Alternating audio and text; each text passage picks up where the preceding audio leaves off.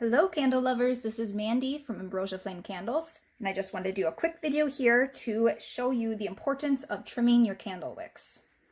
So whether you have just purchased a candle and you have a brand new wick, or you've already burned a candle and are using a burned wick, it is important to trim your candle wick every single time you burn it. So, for example, this is a brand new candle. Has not had the wick trimmed.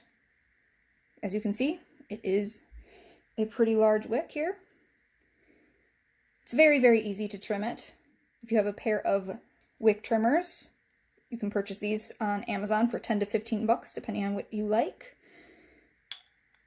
Just cut that wick down to 1/4 inch, and voila, ready to burn it. If you do not have wick trimmers and do not want to burn or purchase them, pair of nail clippers works just as fine. You probably would rather use nail clippers than scissors. They are sharper and they get the wick trimmed just as smoothly as candle wick trimmers do. Scissors usually do not work as well, but if you don't have wick trimmers or nail clippers, that would be your next best bet. As for a candle that's already been burned, you can tell by looking at this that the top of the wick is starting to mushroom, which means it's getting larger and spreading out.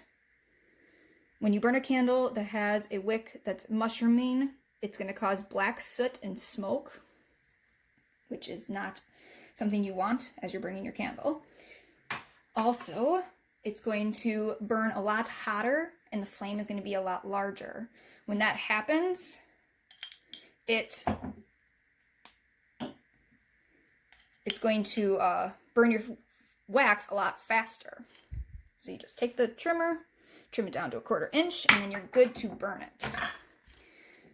Light that up. When the wax burns faster, obviously, it's going to melt down and you're not going to be able to burn the candle for as long.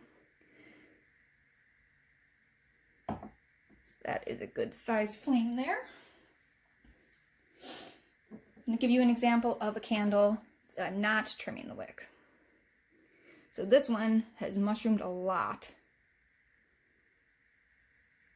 If I light that, instead of trimming it, it's going to get really hot, make a really big flame. As you can see, that is a gigantic flame. Not ideal.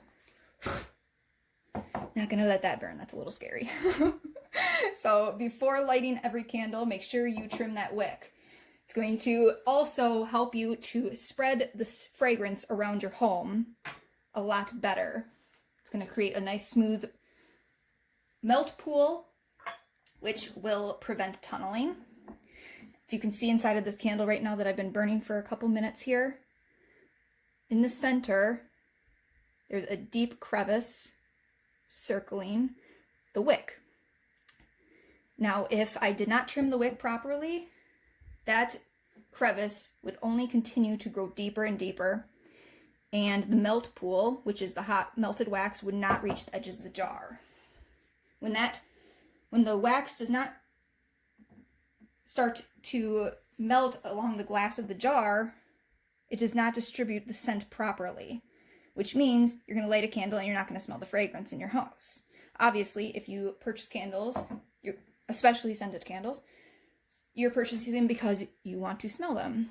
You want them to smell up your house and make it smell great. So, by properly trimming your wick to 1/4 inch before every single use, you're going to reduce that melt pool, you're going to reduce that tunneling and ensure that the melt pool reaches the edge of the jars and distributes your fragrance around your home. If you have any other questions about trimming wicks or melt pools or tunneling, please leave a comment in the comment section. Thank you for tuning in and have a great day.